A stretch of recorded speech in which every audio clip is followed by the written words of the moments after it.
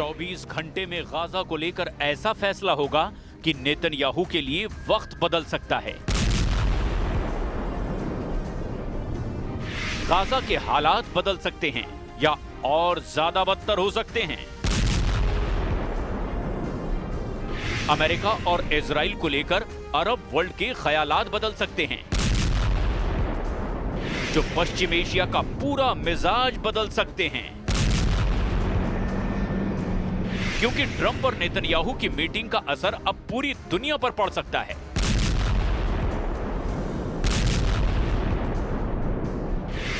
White house में Donald Trump और Benjamin Netanyahu की इस साल चौथी मीटिंग ने सबके कान खड़े कर दिए हैं। माना जा रहा है कि ट्रंप ने फिलिस्तीन और इजराइल के बीच शांति कायम करने के लिए 21 पॉइंट रखे हैं। साफ है कि गाजा पर हमास से डील के लिए नए सिग्नल मिल रहे हैं। क्या ट्रंप नेतन्याहू को 21 पॉइंट वाले एजेंडे पर राजी कर पाएंगे? गाजा में 66,000 लोगों की मौत के बीच अरब वर्ल्ड में एक नया गुस्सा है। माना जा रहा है कि कतर पर इजराइल की बमबारी और नेतन्याहू को लेकर नई कड़वाहट ने ट्रंप को इजराइल पर दबाव डालने के लिए मजबूर कर दिया है। ट्रंप सोशल मीडिया पर लिख चुके हैं कि पश्चिम एशिया में कुछ खास होने वाला है। सभी लोग पहली बार किसी विशेष चीज के लिए तैयार हैं। हम इसे पूरा करेंगे।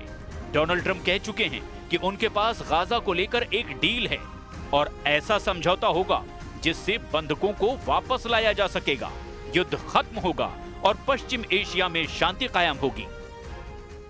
Trump, are you confident, sir, there'll be peace in Gaza anytime soon? And the 21-point plan, is everyone on board? लेकिन दुनिया ने देखा है कि इजराइल कतर में हमास के वार्ताकारों पर हमला कर चुका है। इस इजराइल के टारगेट पर हमास के वो लीडर रहे जो कतर के रास्ते अमेरिका से गाजा में युद्ध विराम को लेकर बातचीत कर रहे थे। कतर की राजधानी दोहा में हुए इस धमाके ने नेतन्याहू के एजेंडे को लेकर बड़े सवाल खड़े किए। लेकिन इस धमाके के बाद पूरा अरब वर्ल्ड एक प्लेटफॉर्म पर आ गया और फिर एक तरफ इजराइल और अमेरिका है तो दूसरी तरफ पूरा अरब वर्ल्ड और ईरान के साथ तुर्की भी नेतन्याहू के खिलाफ खड़ा हो गया है। ये बेशक दो कैंपों की तस्वीर लगे, लेकिन सच ये भी है कि इजराइल के कई देशों के साथ राजनयिक रिश्ते कायम हैं। फिर भी इजराइल के खिलाफ अरब देशों के एकजुट होने से डोनाल्ड ट्रंप की टेंशन बहुत ज्यादा बढ़ गई है। गाजा में इजराइल की बमबारी से होने वाली मौतों से ज्यादा इन तस्वीरों ने पूरी दुनिया को बेचैन कर दिया है। खाने के लिए कतारों में लगे और एक वक्त की भूख मिटाने के लिए बच्चों से लेकर बुजुर्गों को तड़पते हुए देखा जा रहा है। गाजा की तस्वीर ने पूरी दुनिया को पिघला दिया है, लेकिन डोनाल्ड ट्रंप और अमेरिका इस तस्वीर को लेकर परेशान कम हैं। उनको सबसे बड़ी टेंशन यूरोप ने दे दी है।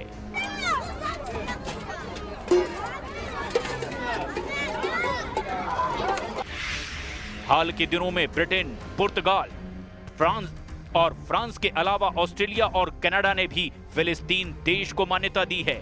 वहीं इन देशों के अलावा जर्मनी ने भी कह दिया है कि गाजा के हालात पृथ्वी पर नरक की तरह हैं।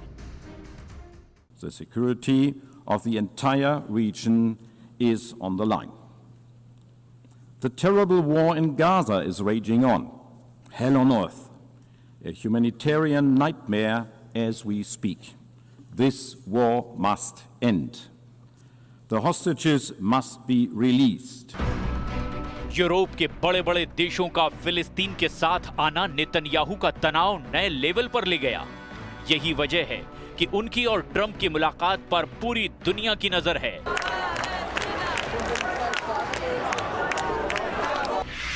सवाल है कि क्या डोनाल्ड ट्रंप का 21 पॉइंट वाला एजेंडा फिलिस्तीन और इजराइल के बीच शांति कायम कर पाएगा?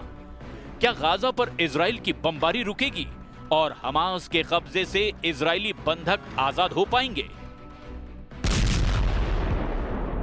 इस वक्त गाजा पर इजराइल के ब्लॉकेड को चैलेंज करने के लिए 50 नावों का काफिला भी गाजा की तरफ बढ़ता जा रहा है।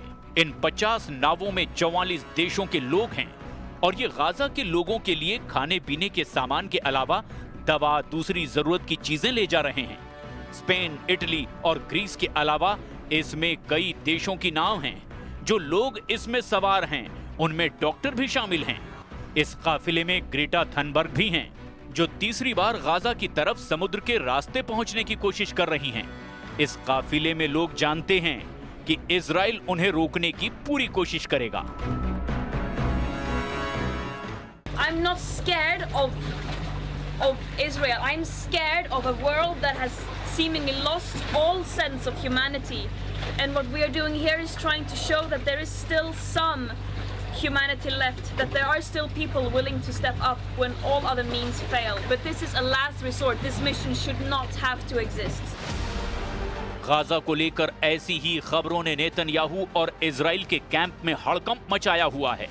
लेकिन इसकी सबसे बड़ी वजह फिलिस्तीन को लेकर न्यूयॉर्क डिक्लेरेशन है। 12 सितंबर को संयुक्त राष्ट्र में 2 स्टेट सॉल्यूशन के तहत फिलिस्तीन को राज्य का दर्जा देने को लेकर वोटिंग हुई थी और उसमें 142 वोट फिलिस्तीन के समर्थन में पड़े, जबकि इजराइल के समर्थन में सिर्फ 10 देशों ने ही वोट किया था। इन 10 देशों में प्रमुख तौर पर अमेरिका, अर्जेंटीना और हंगरी शामिल थे, जबकि फिलिस्तीन को रूस, चीन और भारत समेत यूरोप और बाकी दुनिया का समर्थन मिला है। संयुक्त राष्ट्र महासभा में इजराइल को मिले इस झटके पर अमेरिका की तरफ से क्या कहा गया, जरा वो भी देखिए। The declaration engages in disturbing moral equivalence and fails to recognize the reality that Hamas's terrorism on October 7th was the reason this war was necessary, and its refusal to free the hostages and lay down its arms is the reason this war continues. The version of the declaration being voted on today even continues to contain language endorsing the so-called right of return, which would mean the demographic death of Israel as a Jewish state. For these reasons, the United States urges delegations to join us in voting against the resolution. फिलिस्तीन को एक अलग देश का दर्जा ऐसा मुद्दा है जिससे नेतन्याहू कभी मानने को तैयार नहीं है। यही वजह है कि संयुक्त राष्ट्र में मिले झटके ने इजराइल को एक बार फिर डोनाल्ड ट्रंप की चौखट पर पहुंचा दिया है। नेतन्याहू अब एक अलग मूड में हैं। वो गाजा पर 100% कब्जा करना चाहते हैं। यही वजह है कि इजराइल ने अपना तोपखाना गाजा में और गहराई तक पहुंचा दिया है।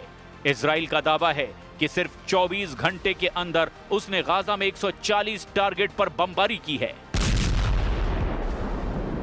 सिर्फ रविवार के ही दिन गाजा में 79 लोगों की मौत हुई, जबकि इजराइल की बमबारी में करीब 400 लोग घायल हुए हैं। उत्तरी गाजा की तरफ हालात और खराब होते जा रहे हैं। कोई इमारत ऐसी नहीं बची जो खंडहर में तब्दील ना हुई हो। जब इजराइल का बम गिरता है तो इमारतें ऐसे ढह जाती हैं। Israel made in America bunker buster bomb गिराता है तो उसके नतीजे में या तो मलबा बचता है या तो उसके नीचे दबी लाशें। فيش كلمة توصف الوضع المأساوي والمجازر اللي عم بتصير بالناس بالقطاع غزة خصوصا بالشمال। गाजा में अब तक 66,000 से ज्यादा लोगों की मौत हो चुकी है। घायल होने वालों की तादाद 1,70,000 से ज्यादा है। ये ऐसे आंकड़े हैं जो 2 साल से जारी बमबारी के बाद सिर्फ रोजाना अपडेट होने वाला रिकॉर्ड बन चुका है। उत्तर से दक्षिण गाजा की तरफ हजारों लोग जान बचाने के लिए भाग रहे हैं कि किसी तरह इजराइल के उन बमों से जान बचा ली जाए जिनकी सप्लाई अमेरिका की तरफ से की जा रही है।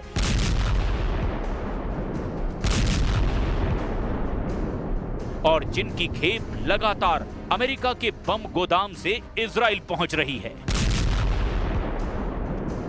अब इसके बरक्स इजराइल की राजधानी तेल अवीव से आया एक वीडियो देखिए। यहां गगनचुंबी इमारतों के सामने नेतन्याहू को परेशान करने वाली तस्वीर देखिए। ये तेल अवीव का समुद्री किनारा है और यहां रेत पर नेतन्याहू और ट्रंप की तस्वीर बनाई गई है। नेतन्याहू की लंबी नाक बनाकर बताया गया है कि वो लगातार झूठ बोल रहे हैं और साथ में अंग्रेजी में लिखा गया है, डोंट बी फूल्ड अगेन।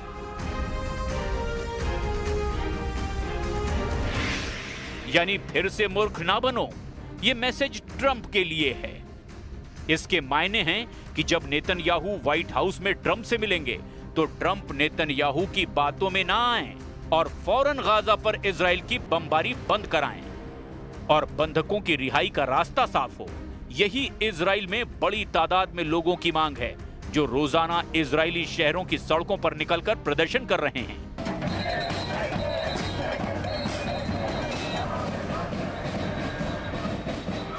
इसमें कोई शक नहीं कि ट्रंप जानते हैं कि नेतन्याहू अपने घर में बहुत ज्यादा दबाव में हैं।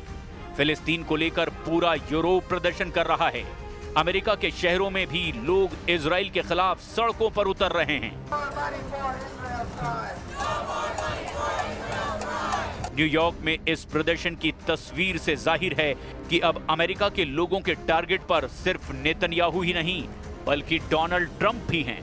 वो इसीलिए क्योंकि अमेरिका इजराइल के युद्ध का बड़ा समर्थक है और अब भी हजारों टन बम इजराइल भेजे जा रहे हैं। लेकिन यूरोप के समर्थन के बाद अब पूरी दुनिया में जिस तरह से फिलिस्तीन का डंका बज रहा है, इजराइल के युद्ध ने ट्रंप के सामने हालात बहुत ही नाजुक बना दिए हैं।